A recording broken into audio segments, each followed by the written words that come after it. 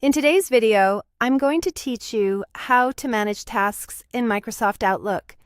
If you're trying to stay on top of deadlines and priorities without jumping between apps, Outlook's built-in tasks, sometimes labeled To Do in newer versions, is a simple, reliable place to start. First, open Outlook like you normally would. When the app loads, look toward the bottom of the window for the navigation area.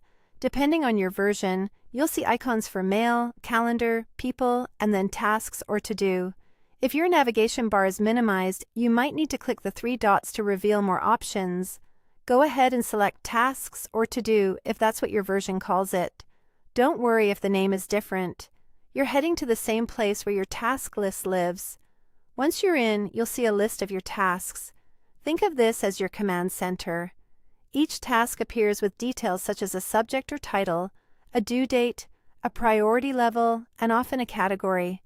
You can glance at the list to get a quick sense of what's urgent, what's coming up, and how everything is grouped. A key part of managing tasks is how you sort them. Sorting by due date is perfect when deadlines drive your day. This view brings items with the closest deadlines to the top, helping you quickly spot anything due today or tomorrow, and anything overdue that needs immediate attention. If you prefer planning by week or month, this sort order gives you a timeline you can scan at a glance. If you're more focused on importance and timing, switch to sorting by priority. This groups tasks by high, normal, or low,